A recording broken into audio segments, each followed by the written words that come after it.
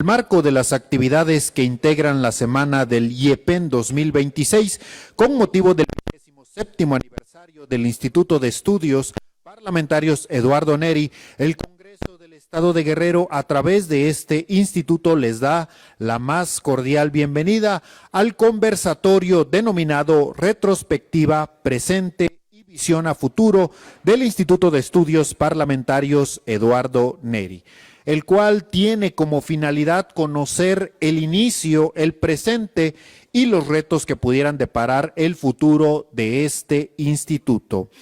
Este conversatorio será impartido por 4 exdirectores de esta institución, a quienes vamos a darle la bienvenida y mencionaremos a cada uno de ellos. Se encuentra con nosotros el doctor José Gilberto Garza Grimaldo.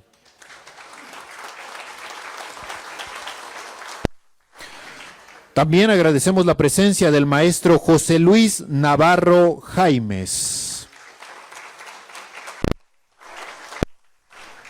Nos acompaña también el doctor René Candelario Román Salazar. También agradecemos la presencia del doctor Aurelio Vázquez Villanueva. Y como moderador, el maestro Jesús Pastenes Hernández. Asimismo, para empezar este significativo evento, tenemos la presencia del maestro Florencio Salazar Adame, impulsor de la fundación de este espacio legislativo.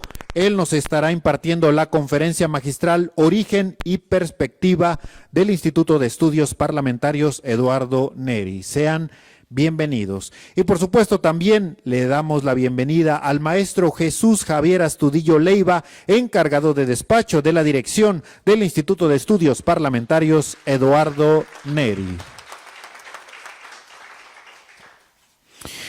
Y también queremos agradecer a las personalidades que nos acompañan el día de hoy de las diferentes instituciones. Se encuentra con nosotros la maestra María de Lourdes Ortiz Basurto, comisionada del Instituto de Transparencia, Acceso a la Información y Protección de Datos Personales del Estado de Guerrero.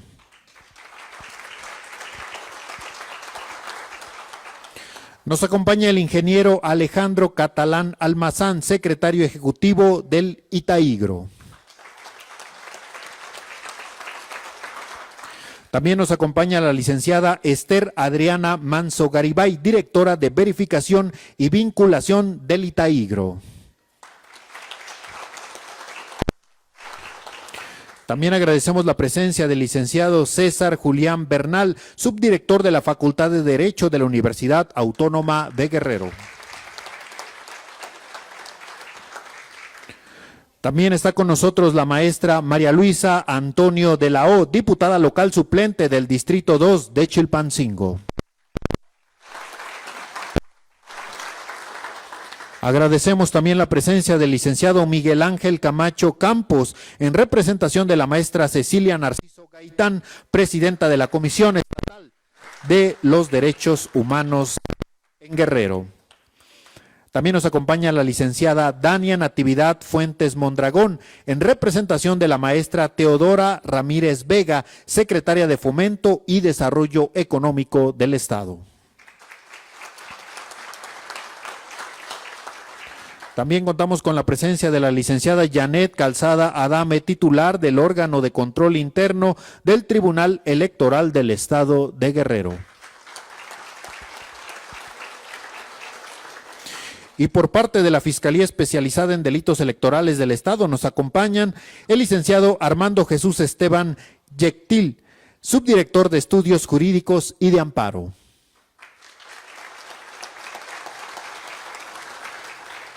También le damos la bienvenida a la maestra Mariana Lara Guisado, también de la Fiscalía Especializada en Delitos Electorales. Y a la maestra Dolores Adriana Sandoval Ramírez, de la gente del Ministerio Público.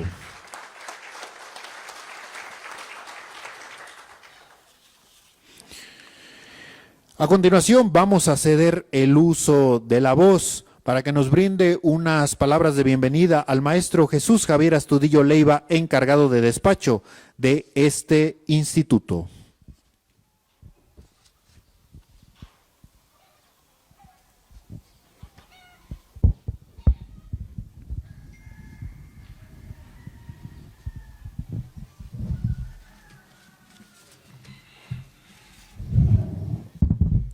Muchas gracias. Muy buenos días a todas y todos, a quienes nos honran con su presencia en este honorable presidium, autoridades que nos acompañan el día de hoy, personas asistentes y a quienes siguen la transmisión a través de las redes sociales. Es para mí un privilegio, en mi calidad de encargado del Instituto de Estudios Parlamentarios Eduardo Neri, saludarles en este espacio emblemático para la vida democrática y parlamentaria del Estado de Guerrero, que celebra 27 años de existencia. Hablar del Instituto es hablar de la memoria técnica y política del Poder Legislativo de Guerrero. A lo largo de estos 27 años, este espacio se ha consolidado como un faro de análisis, pensamiento crítico y profesionalización parlamentaria. La relevancia de un instituto de estudios parlamentarios no se mide en el volumen de sus publicaciones ni en el número de eventos que lleva a cabo.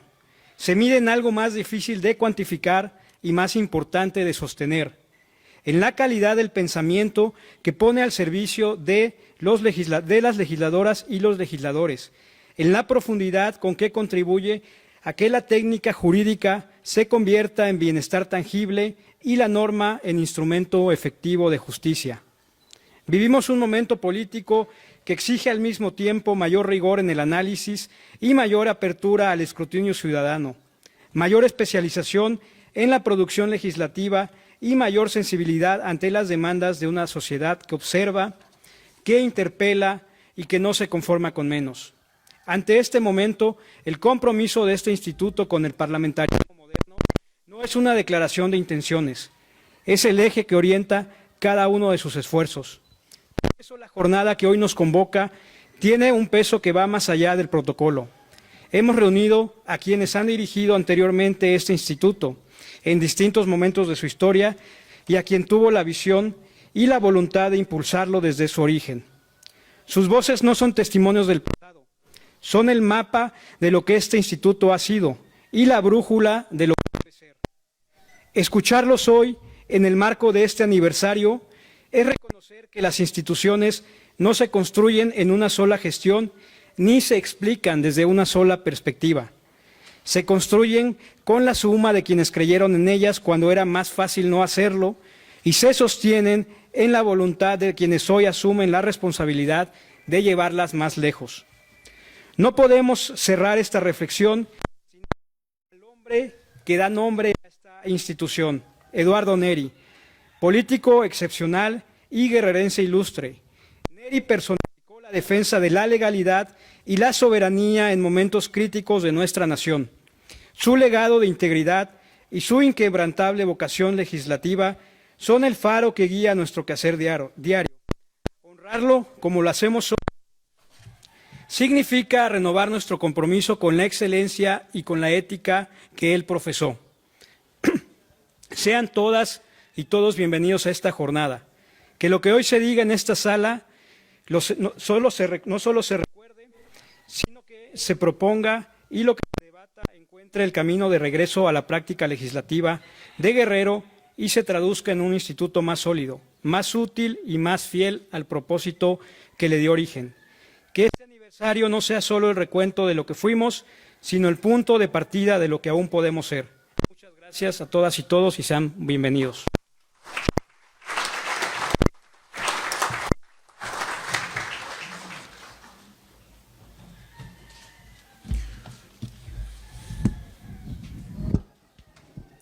Agradecemos las palabras del maestro Jesús Javier Astudillo Leiva, encargado del Instituto de Estudios Parlamentarios Eduardo Neri. Y continuando con el orden del programa que tenemos el día de hoy, les pedimos respetuosamente a quienes ocupan. Si nos pueden acompañar al frente, vamos a tomar la fotografía de este evento antes de iniciar con la conferencia y con el conversatorio. Así que les pedimos a quienes ocupan la mesa pasar de este lado para que también en esta fotografía puedan salir todos nuestros invitados, quienes nos acompañan, quienes vienen de las diversas instituciones a este instituto.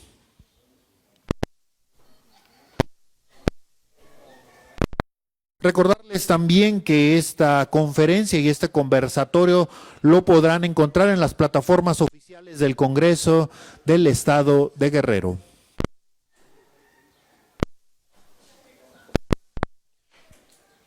Si gustan, nuestros invitados pueden acompañarse para que tomemos la fotografía. Parados está bien, parados está bien. Muchas gracias.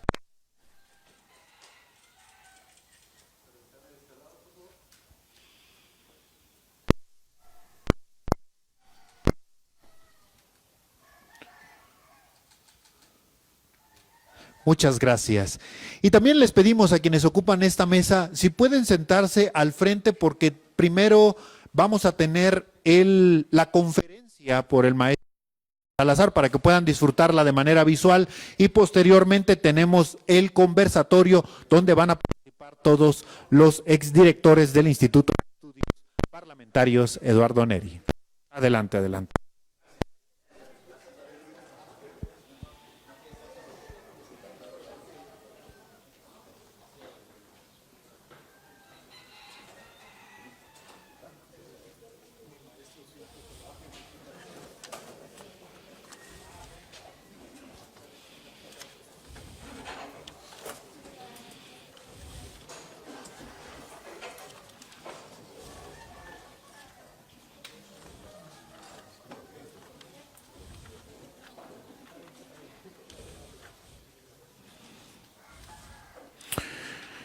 Muy bien, vamos a dar inicio con esta conferencia, pero antes voy a permitirme hacer una lectura, una semblanza curricular del maestro Florencio Salazar Adame. El maestro Florencio Salazar Adame es licenciado en Derecho por la Universidad Abierta de San Luis Potosí y máster en Creación Literaria por la Universidad de Salamanca. Cursó asimismo un diplomado en Análisis Político en la Universidad Iberoamericana. Su trayectoria en el servicio público abarca los ámbitos legislativo, ejecutivo y diplomático. En el Poder Legislativo se desempeñó como diputado del Congreso del Estado de Guerrero en la 53ª legislatura, diputado federal por el primer distrito de Guerrero en la 55ª legislatura del Congreso de la Unión y coordinador de la 55ª legislatura del Congreso del Estado de Guerrero.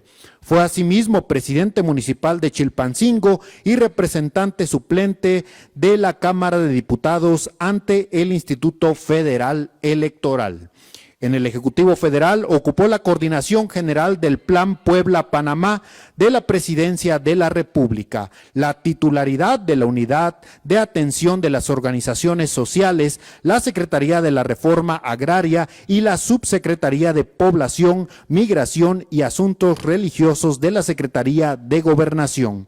Posteriormente fue designado embajador extraordinario y plenipotenciario de México ante la República de Colombia, cargo desde el cual presidió el Grupo de los 24 y el Grupo de América Latina y el Caribe ante las Naciones Unidas. En el ámbito estatal se desempeñó como secretario general del Gobierno del Estado de Guerrero. En la participación ciudadana e internacional fue miembro del Consejo Consultivo Ciudadano de Desarrollo Social de la Sedesol, del Consejo Consultivo de la Ciudad de México y electo miembro del Parlamento de las Américas en San Juan de Puerto Rico en 1997. Participó en la reunión preparatoria mundial sobre población en Nueva York y en el seminario sobre democracia en América Latina organizado por la Fundación Friedrich Ebert en San José, Costa Rica. En el ámbito académico y editorial, fungió como secretario técnico del Consejo Editorial de la revista Quórum de la 55ª legislatura y director de la revista de estudios parlamentarios de la Fundación Mexicana Cambio 21, Luis Donaldo Colosio. Es autor de diversas obras y colaborador en diarios de circulación nacional, así como conferencista y ponente en foros celebrados en América Central, Colombia, Estados Unidos, España y diversas ciudades de México. Ha sido galardonado con la Medalla al Mérito Legislativo Eduardo Neri del Congreso del Estado de Guerrero, la presea Ignacio Manuel Altamirano y el Premio al Mérito Político José Francisco Ruiz Massieu. La Hispanoamericana de Letras y Ciencias le otorgó la condecoración Gran Cruz Excelencia Académica y la distinción de miembro numerario. Es doctor honoris causa de la Universidad del Meta, Colombia, miembro de número de la Academia de Ciencias y Artes de Colombia y miembro honorario de la Sociedad Mexicana de Geografía y Estadística. Brindémosle un fuerte aplauso, por favor, al maestro Florencio Salazar Adame, a quien vamos a cederle el uso de la voz para esta conferencia. Adelante, maestro.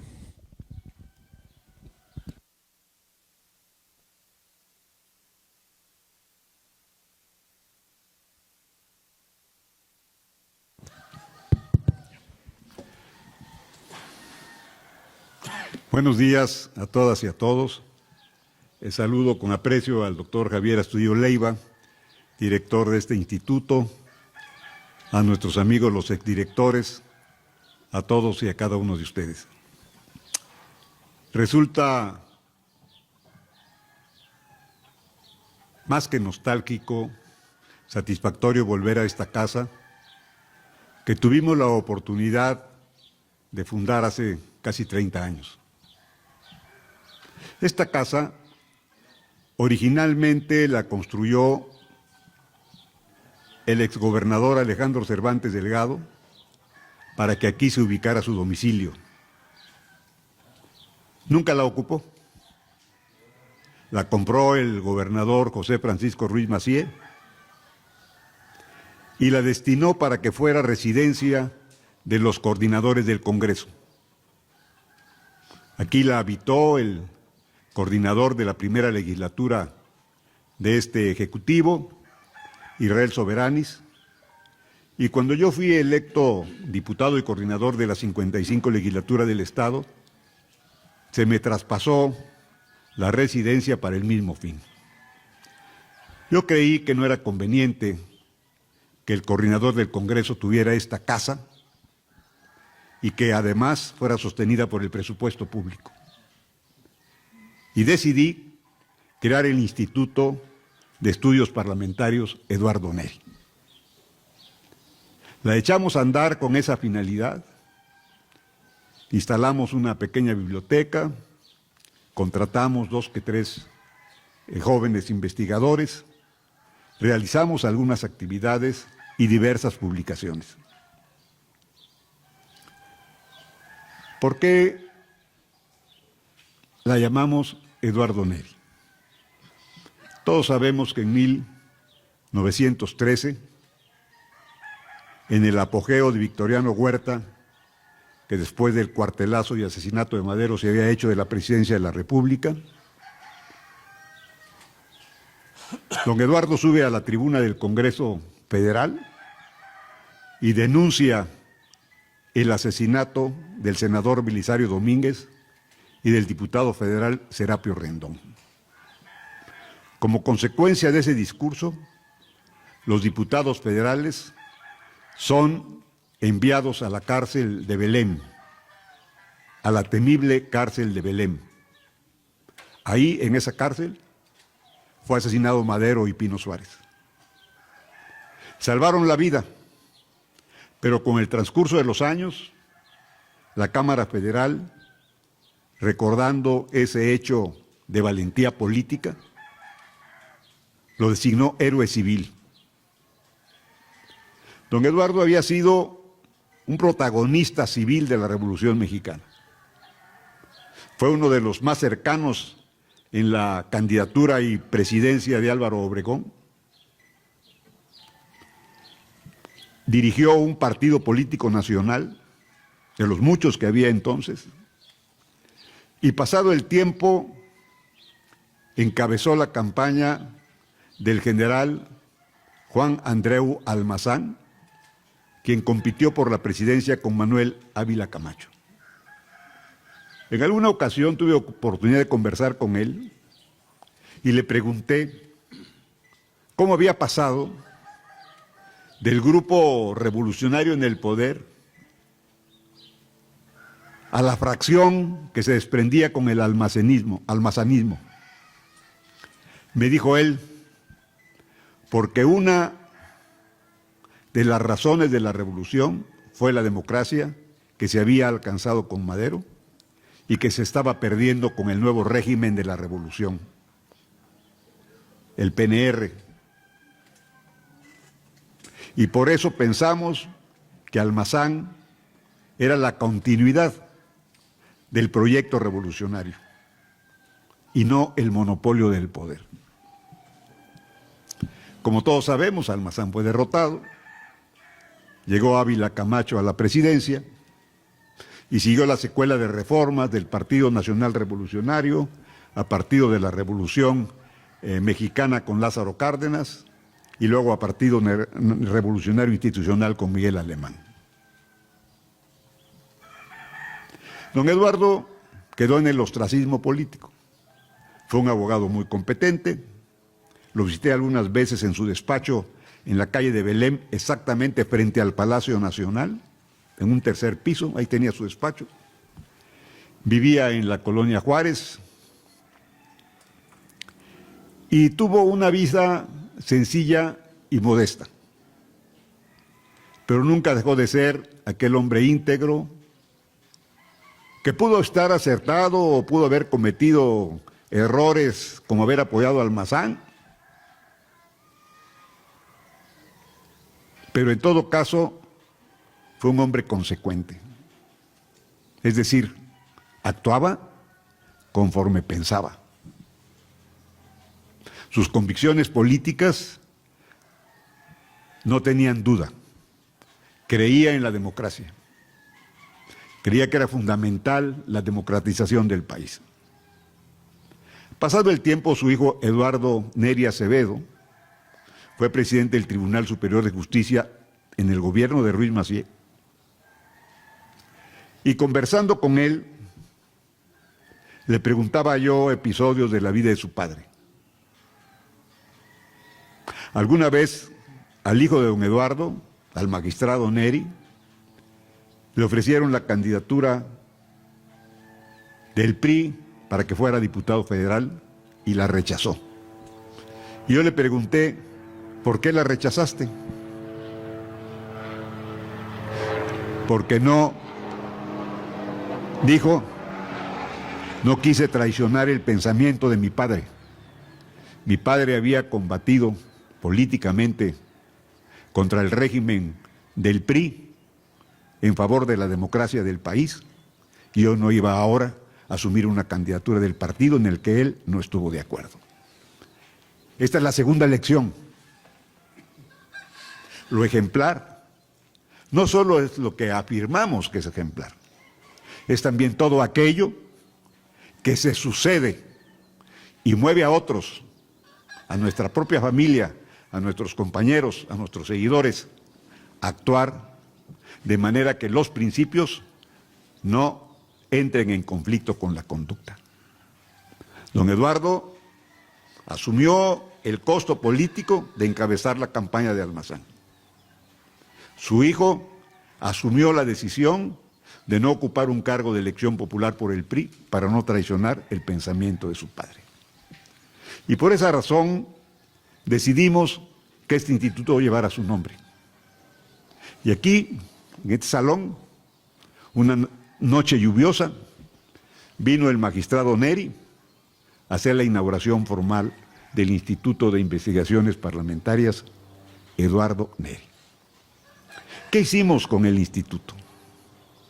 Promovimos que fuera un centro de pensamiento para el Congreso del Estado, especialmente para sus integrantes, los legisladores. Que tuviera la capacidad de aproximarles conocimiento parlamentario, filosofía política, teoría sobre la democracia, las diferencias de regímenes políticos, los procesos electorales, y que desarrollaran una aptitud para el debate legislativo.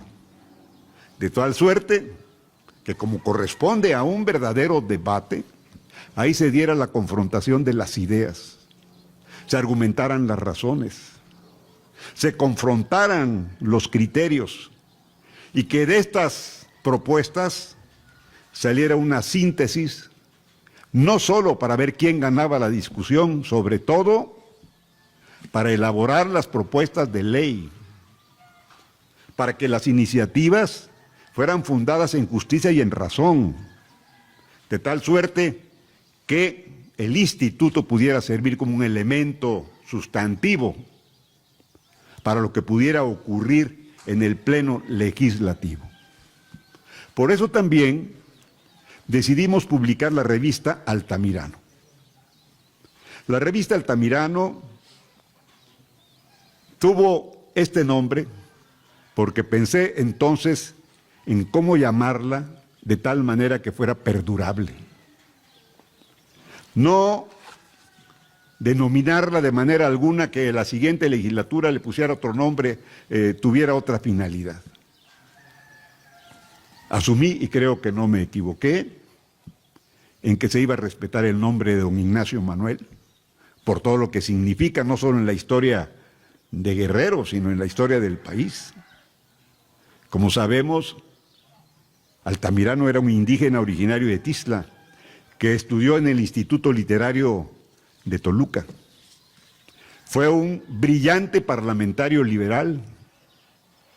Fue soldado de la Reforma, estuvo en el sitio de Querétaro como coronel. Fue diplomático, murió como cónsul en Italia y fue brillante novelista y poeta. Y no solamente destacó en estos ámbitos, sino que fue verdaderamente relevante entre los destacados.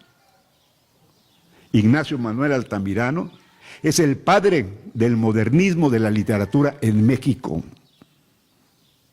Si tuviéramos que hablar solamente de su obra literaria, esa es suficiente para que fuese el gigante que es. Entonces decidimos llamarla a la revista Altamirano. Y el tiempo nos ha dado, no la razón porque no estaba cuestionado entonces, pero sí la oportunidad de que se demostrase respeto a su nombre. Media carta con lomo en forma de libro, porque nos pareció que ese formato era el más apropiado para su lectura por el carácter de sus contenidos. Su primer...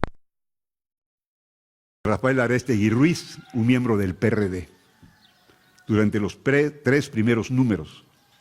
Después renunció e invitamos al filósofo, al doctor Jorge Rendón Alarcón, quien dirigió los siguientes 7 números.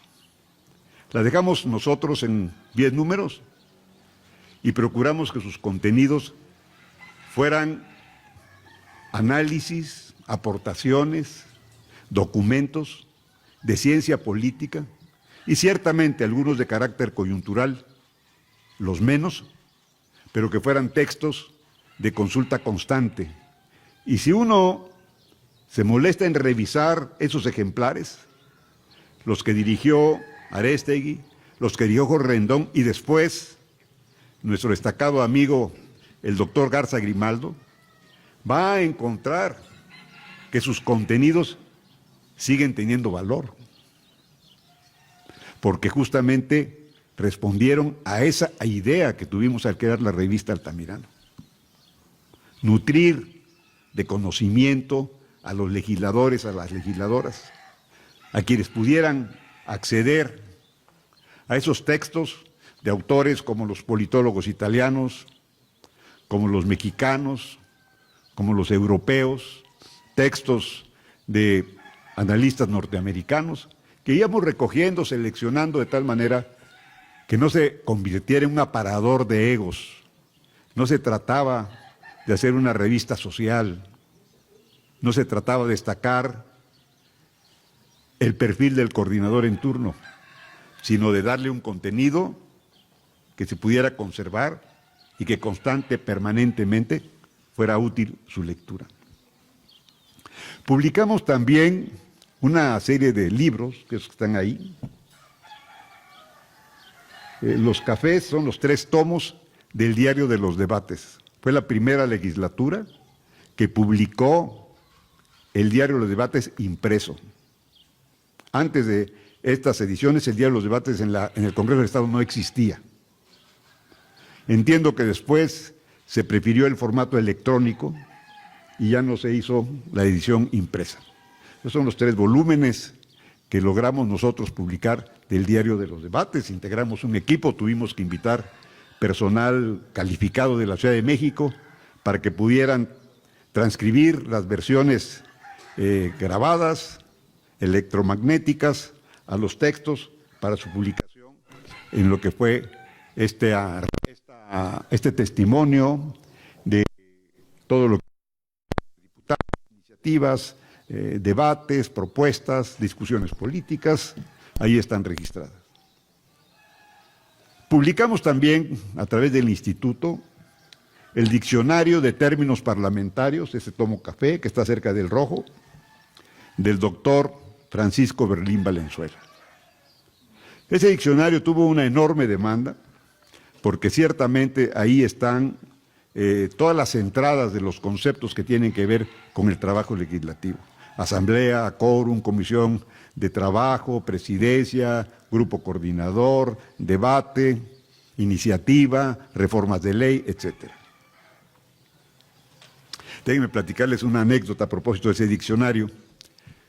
Cuando yo estaba al frente del Plan Puebla-Panamá, pues tenía yo frecuentes giras por Centroamérica, como formaba yo parte del gabinete ampliado del presidente Fox, entonces yo tenía el trato protocolario de ministro.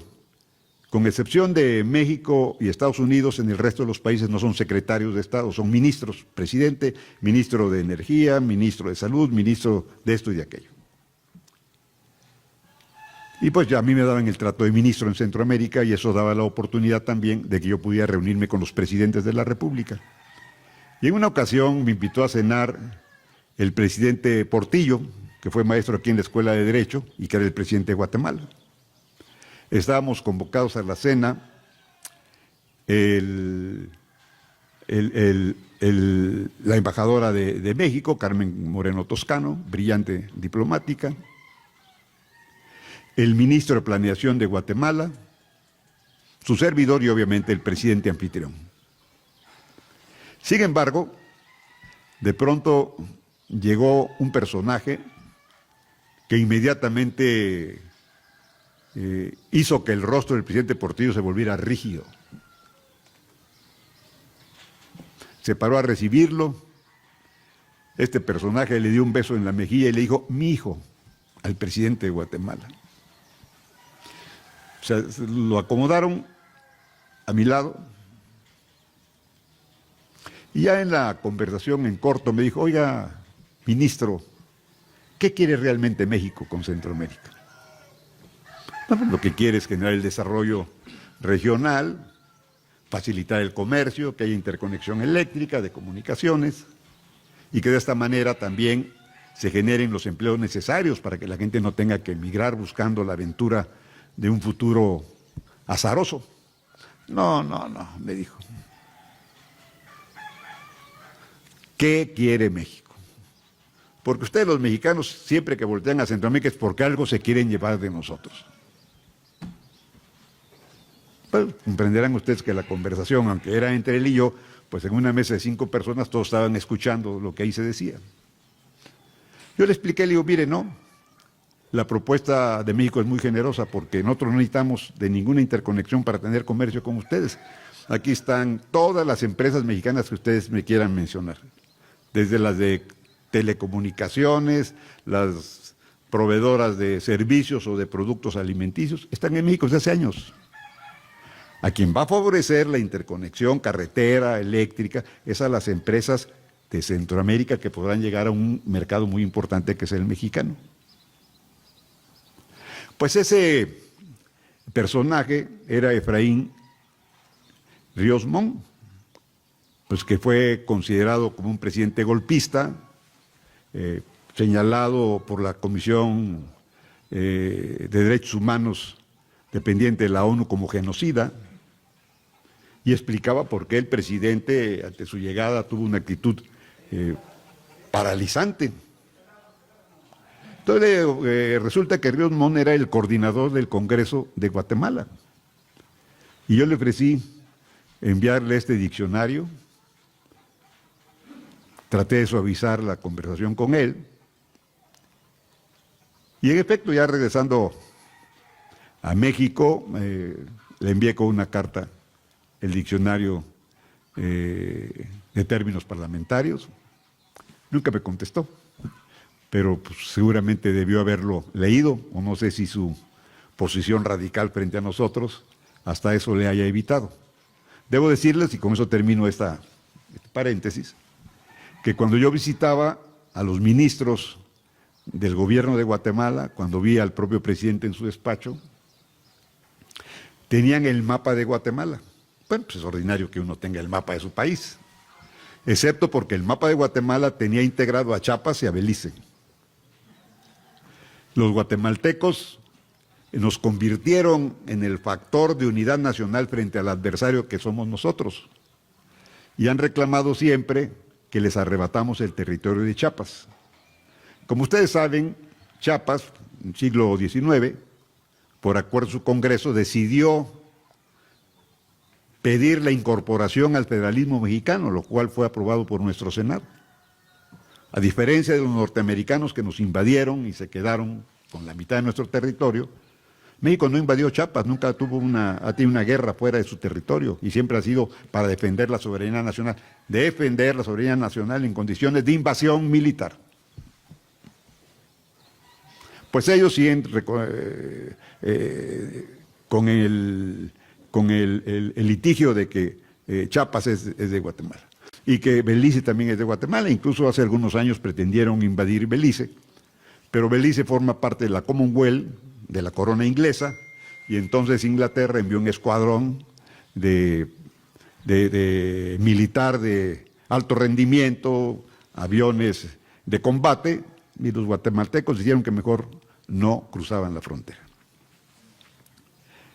Comentado este tema, otras publicaciones que hicimos fue también la reedición de la Avispa de Chilpancingo, que tiene una separata que da cuenta de la crónica de la celebración del primer Congreso de Anáhuac. Este libro histórico, es una edición de facsímil, fue dirigido y editado por don Carlos María de Bustamante, uno de los congresistas que acompañaron a Morelos en el primer Congreso de Anáhuac. Entonces nos parecía que era un libro que valía la pena reeditarlo por su carácter histórico, por el valor testimonial que tiene de aquellas azarosas fechas en las que Morelos determinó que lo llamaran siervo de la nación. Igual publicamos un clásico de un diccionario de carácter jurídico y una serie de cuadernos de derechos humanos. Estos cuadernos, los derechos del niño, los derechos humanos de la mujer, los derechos del hombre y el ciudadano, la Declaración Universal de los Derechos Humanos, los distribuimos por miles en el Estado. Y fueron editados también a través del Instituto y de la comisión correspondiente. Pensamos nosotros que en un Estado como el nuestro, el conocimiento de los derechos humanos no solamente debe ser la reacción de la Comisión Estatal o Nacional frente a la demanda de protección o de atención de ciudadanos agraviados. Y digo ciudadanos porque los agraviados siempre son ciudadanos, por parte del Estado, por parte del gobierno, en cualquiera de sus órdenes, el municipio, el Estado o la Federación. Es necesario que los ciudadanos conozcamos cuáles son nuestros derechos. ¿Qué problema tenemos los mexicanos con el respeto y el cumplimiento a la ley? Ignoramos nuestras leyes, ignoramos cuáles son nuestros derechos. ¿Acaso conocemos algunos básicos? En Estados Unidos, un ciudadano es detenido y dicen, ¿por qué me detiene usted? ¿Me ampara la enmienda 2 o la 3? Y dice aquí la Constitución que tenga, y le respetan sus derechos. Pero el ciudadano norteamericano, a diferencia de la nuestra, conoce su constitución, conoce sus leyes. Nadie puede detenerlo arbitrariamente porque él inmediatamente acude, me protege la enmienda tal o cual, y lo dice con precisión y claridad. Pero nosotros no conocemos nuestras leyes. Conocemos nuestros derechos básicos de asociación, reunión, libre manifestación, el derecho ahora a la salud, a la educación, pero no conocemos nuestras leyes. Y entonces pensamos nosotros que divulgar a través de estos cuadernos por miles, no me acuerdo cuántos miles, pero se editaban por miles, 5,000 ejemplares, que se lo llevaban los diputados a sus distritos para los presidentes, los regidores, los ciudadanos, los maestros, pues es una tarea que también debe realizar el Congreso del Estado a través de este instituto. De tal manera que la ley no solamente sea el producto del razonamiento del Pleno, del grupo colegiado que integra la Cámara de Diputados, sino también la difusión, el significado y la protección que la ley le otorgan al ciudadano. Por eso hicimos estos cuadernos. Publicamos también, a instancias mías, hablé con el periodista Enrique Vargas Orozco para que nos entrevistara a cada uno de los coordinadores de las fracciones legislativas. Y de esta manera, este libro recoge las entrevistas que hizo Vargas Orozco y que fue publicada en los periódicos locales. Entrevistó a Severiano de Jesús Santiago, que era el representante del PT, a Gabino Olea Campos, de otro partido minoritario, de Enrique Caballero Peraza, que era el coordinador de los 2 diputados del PAN, a Sergio Tavira Román, que era el coordinador del PRD, y a su servidor. Y cada uno expuso lo que creía que debía ser el Congreso del Estado. ¿Cuáles eran las metas que nos proponíamos en esa legislatura? ¿Qué pensábamos en relación con el legislativo, el ejecutivo y, por supuesto, el judicial? Y creo que este libro, pues justamente testimonia los compromisos que adquirimos todos los coordinadores. Y fueron compromisos en los cuales decidimos actuar respetando la pluralidad, pero llegando a acuerdos. Y esos acuerdos permitieron, por ejemplo, que nosotros fuéramos por primera vez autónomos en el ejercicio de nuestro presupuesto. Era penoso que los diputados estuvieran en la antesala del subsecretario de Finanzas esperando que le pagaran su dieta, o que le autorizaran unos viáticos para hacer un recorrido por su distrito o cumplir con alguna comisión que le otorgara la Cámara. Hablé con el gobernador Ángel Aguirre y le dije, gobernador, esto es incorrecto, somos otro poder. El subsecretario no representa más que a un diputado local. Digo, entonces la solución es que acordemos la autonomía del presupuesto. Y él estuvo absolutamente de acuerdo. Y a partir de esta legislatura, fue por primera vez que el Congreso tiene autonomía presupuestal y la ejerce libremente de acuerdo a lo que determinen sus integrantes. Pero además, en aquella época se planteó una reforma toral, la reforma electoral. Nosotros éramos mayoría suficiente, o sea, podíamos haberla aprobado prácticamente solos, aplicar lo que se llamaba la aplanadora legislativa. Pero cuando eso ocurre, las reformas carecen de legitimidad. Son legales, pero no legítimas. Son legales porque están aprobadas por el órgano que debe conocerlas y someterlas a su decisión. Pero no son legítimas porque es un solo partido el que toma una decisión que involucra a toda la sociedad. Y en esa sociedad hay quienes no piensan como la mayoría. Y el respeto a esa diferencia da la sustancia de la pluralidad política que a la vez sostiene la democracia. No hay democracia sin pluralidad y no hay pluralidad sin tolerancia. Y esa reforma electoral fue aprobada por unanimidad, por todos los partidos. por el PT, por el PRD, por el PAN, por todos los partidos. ¿Cómo le hicimos para que fuera aprobada por unanimidad? Empezaron las discusiones, el PAN tuvo sus observaciones, el PRD también, y parecía que nos íbamos a encontrar en un callejón sin salida. Entonces les hice una propuesta. Hicimos una enorme sábana, buscamos pliegos de papel, los pegamos, hicimos una sábana como del tamaño de esta mesa. Y luego, en columnas, fuimos anotando cada uno de los artículos que iban a reformar. Y les propuse, vamos revisando y donde estemos de acuerdo, sigamos con lo que estemos apoyando. Y en donde haya diferencias lo dejamos al final. Creo que este método nos dio resultado porque si nos hubiéramos empantanado con el primer desacuerdo, ahí nos hubiéramos quedado. Entonces aprobamos todo lo aprobable y después discutimos todo lo que estaba sujeto a diferentes propuestas. Y fuimos llegando a acuerdos. Cedimos con propuestas del PRD, cedimos con propuestas del PAN. No cedimos por ceder, cedimos ahí donde ellos tenían una razón justificada, que nosotros aceptamos. Y al final terminamos con esa sábana, obviamente se convirtió en la iniciativa y fue aprobada por unanimidad. ¿Qué lección nos dejó esa experiencia?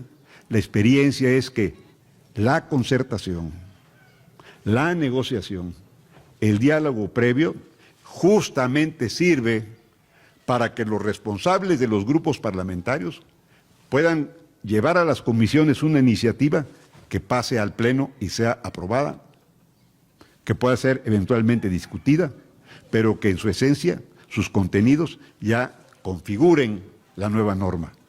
Y esa ley era fundamental porque era la ley electoral. Podría haber leyes secundarias en las cuales se manifestara la disidencia, pero esta ley era la que enmarcaba los procesos electorales. Si no era legítima, consecuentemente podrían argumentar que tampoco el proceso electoral y sus resultados, donde no fuera favorecido la oposición, también carecían de legitimidad. Observemos entonces que el proceso legislativo tiene que tener esa característica de absorción de los puntos de vista de los grupos opuestos, pero que al final, entre todos, formamos la gran unidad, en este caso, del pueblo de Guerrero. Y cuando hablamos de pueblo, hablamos de la representación política. ¿Qué son los legisladores? Hombres y mujeres electas en un distrito, en una lista plurinominal, y que de acuerdo a la votación obtenida son calificados para formar parte del legislativo, sí. ¿Y por qué este proceso? Pues todos lo conocemos. Voy a cometer la impertinencia solamente de recordarlo con brevedad, porque en la antigüedad la democracia funcionaba a mano alzada. ¿En qué plaza congregamos a 1 millón de electores? Ahí se creó la representación. El ciudadano otorga su representación a su representante político en una demarcación legislativa para que se constituya en el representante del soberano. Y el soberano es el pueblo. Y el pueblo es diverso. Y la diversidad constituye la esencia de la democracia, la tolerancia del debate, la construcción de la buena ley y consecuentemente de la representación popular. Yo aprecio mucho que este Congreso nos haya dado además la oportunidad de haber creado la medalla Sentimientos de la Nación. Aquí fue la sede del Congreso de Anáhuac. Entonces pensé, vamos a crear una medalla que le dé un reconocimiento a aquellos que se significan por sus luchas democráticas y que a la vez dignifique a la propia ceremonia del 13 de septiembre. Volví a hablar con el gobernador Aguirre y le dije que lo pertinente es que la ceremonia del 13 de septiembre, puesto que era un congreso, el de Anáhuac, fuera organizado por la Cámara de Diputados y no por el Ejecutivo como ocurría hasta entonces. estuvo de acuerdo, y a partir de la creación de la medalla, nosotros nos encargamos de organizar el protocolo y de otorgar por primera vez esta presea. Que por cierto se generó una discusión artificial, porque decidimos entregársela al presidente de España, Adolfo Suárez, en ese momento expresidente de España. ¿Por qué Adolfo Suárez? Porque Adolfo Suárez era el último sucesor del franquismo, pero ya en un régimen democrático, que a través del Pacto de la Moncloa había acordado con los socialistas representados por Felipe González, los socialistas de Tierno Galván, el Partido Comunista Español, la transición democrática. Pero las transiciones democráticas, como toda reforma política, se hace a costa ¿de quién?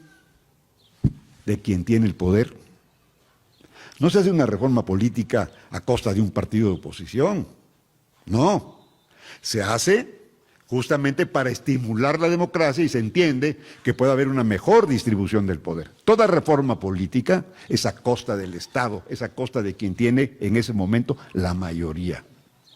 Es la mayoría la que va a ceder parte de su poder para que otros la puedan obtener a través de los procesos electorales. Y si fue muy importante la presencia, sobre todo de Felipe González, que en realidad fue la contraparte del diálogo con el gobierno encabezado por el presidente Suárez, se abrió, entendió que el régimen franquista había ya terminado su ciclo histórico y que no tenía otra alternativa para España que abrirse a la democracia. Aquí comentaron de manera intencionada que si Morelos viviera, se volvía a morir de coraje porque cómo le íbamos a dar a un español la medalla de Sentimientos de la Nación. Son estas pequeñas argucias que carecen realmente de un fundamento porque nos hacen ver muy pequeños, cuando que justamente la medalla ha tenido como propósito darle una presencia internacional al Congreso de Anáhuac. Por eso se le ha entregado a Hortensia Bussi de Allende, a Cuauhtémoc Cárdenas, a Enrique Krause, a León Portilla, a Guillermo Soberón. Personas relevantes cuyos méritos no están a discusión. Y finalmente, estábamos trabajando en un edificio que ya era bastante incómodo, que fue adaptado deprisa para que fuera el Congreso del Estado, que ahora es un edificio del Poder Judicial, ahí donde está el auditorio del Poder Judicial en el centro de la ciudad. Ese auditorio era el salón de plenos. Y otra vez volví a hablar con el gobernador Aguirre y le dije, necesitamos que nos autorices. Fuimos compañeros diputados federales, nos conocíamos tiempo atrás, así que tuteo era ordinario entre él y yo, desde antes que fuera gobernador. Que nos autorices cómo modernizamos la Cámara, o si pudiéramos tener otro sitio, porque estos incómodos los diputados están verdaderamente atrás de un escritorio comprimidos en el espacio, no tienen dónde atender a las personas que los van a ver de sus distritos. Estamos muy mal. Y me dijo él, pues busca un inmueble que pueda ser adecuado. Dice, pero si quieres, podríamos hacer un nuevo edificio.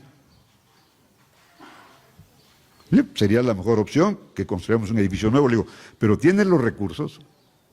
Sí. Y no me vas a dejar, perdonen ustedes, pero así le dije coloquialmente, ¿no me vas a dejar agarrado de la brocha? Por supuesto que no. Mira, dice, busquen un predio, vamos a comprarlo, y yo entre tanto, voy a buscar a quién nos puede hacer un buen proyecto para el nuevo edificio del Congreso. Y ese edificio, de tal manera, a mí realmente que pudimos crear una institución. No solamente creamos un instituto, no solamente publicamos libros, no solamente hicimos la revista.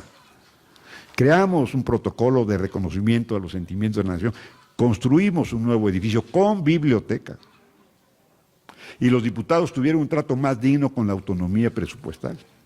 Y un asunto menor, fuimos la primera institución pública que tuvo un cajero automático que permitió que las dietas y los salarios se pagaran en forma electrónica a través de una tarjeta.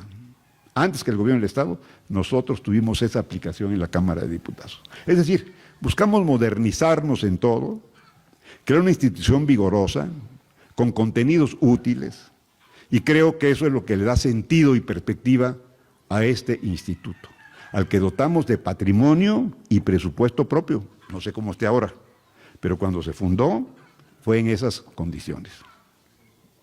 La primera vez que yo llegué a esta casa, en un muro externo, había un bote de cristal enorme, lleno de alacranes en alcohol. Había muchos alacranes aquí. Ya el alcohol estaba de color café intenso, porque eran muchos, cientos de alacranes. Y yo le pregunté a los guardias que ¿para qué conservaban esos alacranes en alcohol? Pues que nos pican. Y nos tomamos una copita de esto y no nos...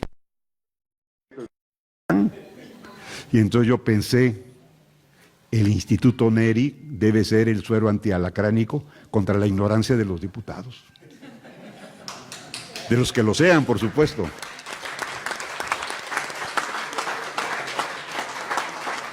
Bueno, este fue el primer programa de la primera ocasión en que dimos la medalla Sentimientos de la Nación. Se hizo una semana como esta que celebro mucho de conferencias con pues juristas de alto nivel que vinieron acá a Chilpancingo, don Luis González y González, Moisés Agaguara Jiquaqui, el maestro Mario Aldana Rendón, Francisco Venegas Trejo, José Luis Soberanes Fernández, Miguel González Avelar. Vinieron a darnos conferencias. La primera vez que se emitió la presea Sentimientos de la Nación.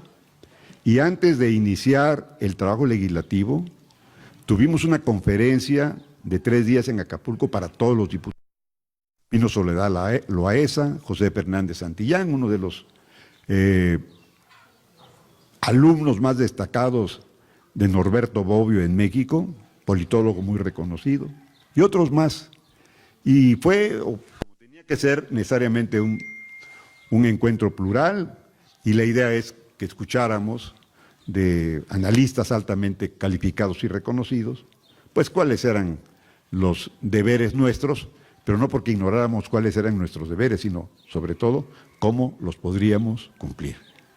Yo le agradezco al maestro Arturo Leiva, a mis estimados amigos los directores del instituto, a todos ustedes su paciencia y sobre todo agradezco que me hayan permitido volver a esta casa a la que no había regresado desde que fundamos el instituto hace casi 30 años. Muchas gracias.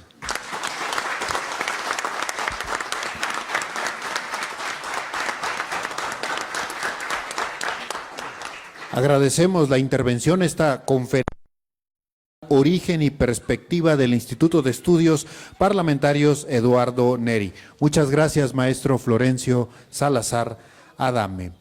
Y antes de entregar un merecido reconocimiento, como es costumbre cada vez que termina una conferencia o una participación en este, abrimos el micrófono por si alguien desea alguna pregunta. Estamos abiertos. Muy bien, al parecer no hay. Sí, adelante, por favor. Abusando de la presencia de don Florencio y por la cercanía que él tenía con el maestro Ruiz Massieu, la pregunta es, en base a lo que afirma Jorge Castañeda, ¿no?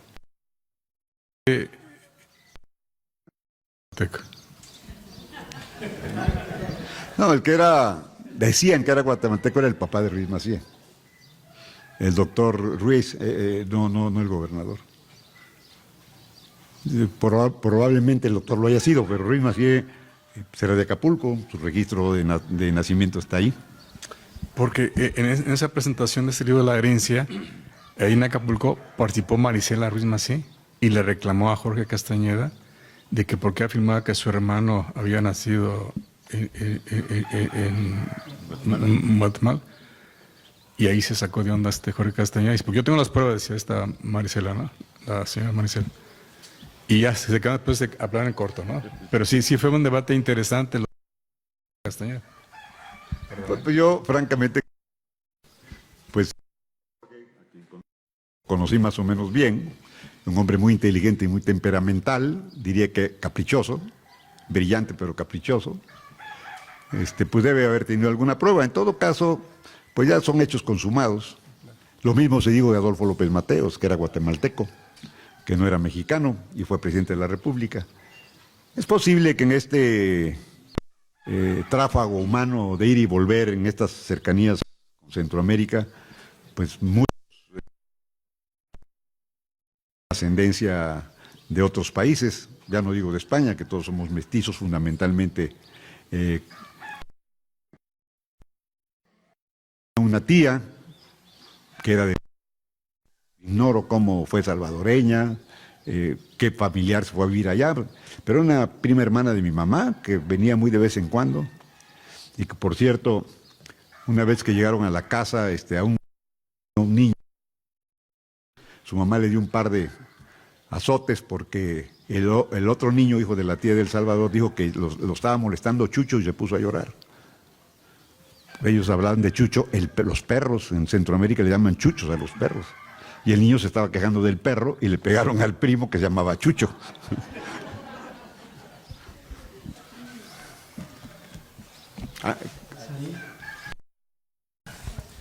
Buenos días a todos.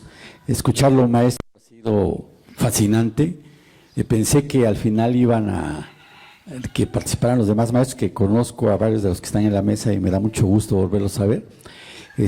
Finalmente, quiero decirlo públicamente que es válido la voluntad y la visión de futuro de hacer las cosas en la voluntad política siempre es una realidad. Porque maravillosamente se van desglosando todos los hechos y el mejor de los testigos es el tiempo, que finalmente reconoce el trabajo. Y quiero decírselo de frente, me siento muy orgulloso de haberlo escuchado y que bajo estas prendas, porque son prendas que deja usted a su estado y que finalmente están surtiendo efecto. Y que en efectivo, pues si usted fue el fundador, tiene la historia muy precisa, paulatinamente, con mucha precisión. Ya nos dijo los orígenes, nos dijo los frutos, pero hoy en esta visión, porque ahí dice visión de futuro, esperaba escuchar a mis demás maestros, pero bajo visión, ¿qué visión tiene de futuro el maestro Florencio Salazar Adame ante los nuevos cambios estructurales que está viendo, que hubo y que finalmente le están afectando a nuestro Estado y que finalmente podrían ser retos nacionales, pero nosotros sabemos que y lo digo yo también, que la nación le debe a nuestro Estado y le sigue debiendo bajo toda la parte histórica, bajo todo lo que le ha dado, y finalmente pues tiene que ver con el hacedor de las leyes. Y si el instituto ha sido y fue, y espero siga siendo, ¿verdad?, un panal de ideas y de trabajos legislativos que le den visión al Estado, ¿qué merece su opinión en una visión de futuro al Instituto Parlamentario? Pues le agradezco la pregunta porque en efecto esa parte yo no la había abordado, seré breve. Yo creo que la visión que debe mantener el instituto es el que se estableció cuando fue creado. Ser un pensamiento clásico pero también actualizado de las ideas políticas y parlamentarias que sirvan para que se comprenda de manera cabal que el poder legislativo, la representación popular, debe ser necesariamente inclusiva, tolerante, para que sea democrática y legítima en sus decisiones. Que los diferentes grupos parlamentarios asuman esa responsabilidad y que el instituto pueda proveer de la difusión de las ideas que todo el tiempo se están poniendo al día. A veces uno piensa que uno lee los clásicos griegos, los ingleses, y que es suficiente para conocer las ideas de fondo, la parte de la estructura del pensamiento político, y eso es cierto. Pero como lo que no cambia es el cambio, y todo por lo tanto está en transformación constante, pues surgen nuevas interpretaciones. Y esas nuevas interpretaciones van cambiando la realidad y van cambiando los conceptos de esa realidad y las formas de habitar, de pensar, de actuar, de decidir. Ahora hay una cantidad de jóvenes y brillantísimos analistas políticos que son dignos sucesores de los clásicos griegos. Yuval Harari, el de Homo sapiens, Daniel Innerarity, uno de los 10 pensadores contemporáneos considerados sobresalientes en el mundo. Y estos y otros más, pues nos están hablando ya de lo que significa el cambio social en la cuarta revolución industrial. Muchas veces no advertimos que no solamente cambiamos de siglo, estamos en el siglo XXI. Sí, estamos en el siglo XXI, pero estamos también en una nueva era. Así como fue la prehistoria, como fue el medioevo, el renacimiento, la época moderna, estamos en una nueva era, en la era de la inteligencia artificial. Y esta nueva era establece competencias distintas a las tradicionales. Hay muchas carreras que van a desaparecer por innecesarias.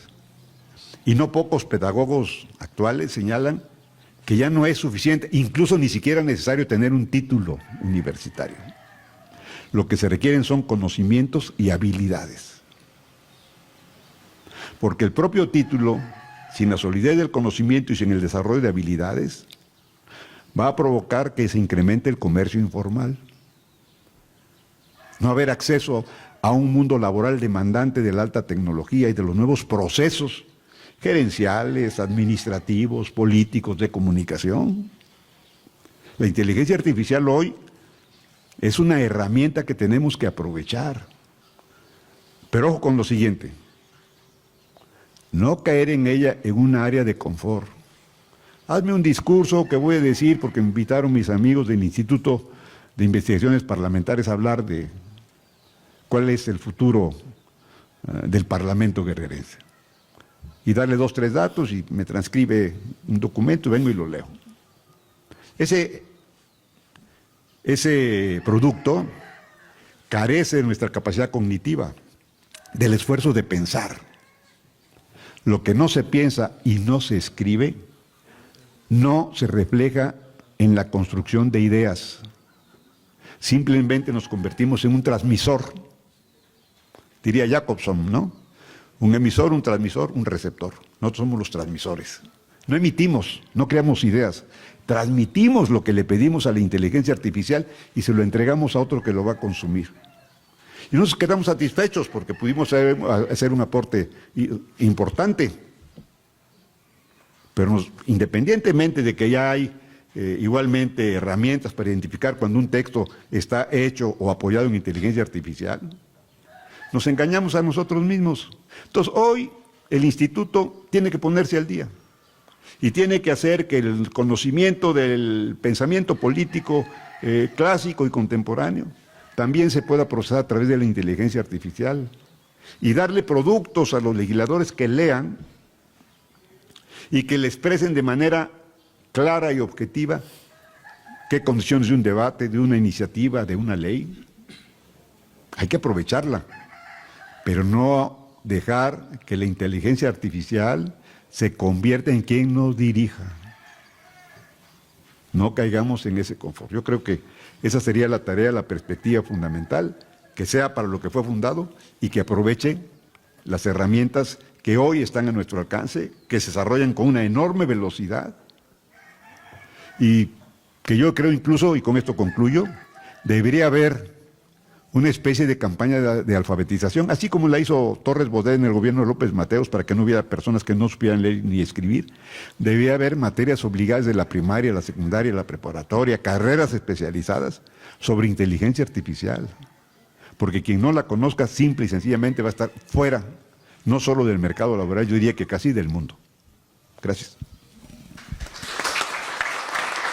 Agradecemos esta conferencia impartida por el maestro Florencio Salazar Adame, denominada Origen y Perspectiva del Instituto de Estudios Parlamentarios Eduardo Neri. Y también quiero recordarles que esta ha sido la conferencia, pero también a continuación tenemos el conversatorio denominado Retrospectiva Presente y Visión a Futuro del Instituto de Estudios Parlamentarios Eduardo Neri, donde por supuesto participarán todos nuestros invitados. Pero antes de pasar al conversatorio, vamos a hacer entrega de un reconocimiento al maestro Florencio Salazar Adame y un presente. Así que solicitamos la presencia de la maestra María Luisa Antonio de la O, diputada local suplente del Distrito 2 de Chilpancingo, y también quien hará entrega de un obsequio y el reconocimiento a cargo del maestro encargado del Instituto de Estudios Parlamentarios Eduardo Neri, Jesús Javier Astudillo Leiva.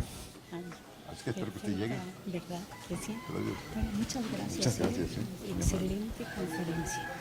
Muchas cosas que no sabíamos, aquí las venimos a saber. Mucho gusto. Gracias. Listo. ¿Ya? Pues muchas gracias, don Florencio. Estamos muy agradecidos de que nos haya acompañado esta mañana. Sin duda, lo que nos platicó, todas las anécdotas que nos comenta son sumamente relevantes para conocer la historia, los antecedentes y los orígenes de este importante instituto que representa justamente, como usted bien menciona, un faro de intelectualidad, un faro de conocimientos que debe de nutrir al Congreso del Estado de Guerrero.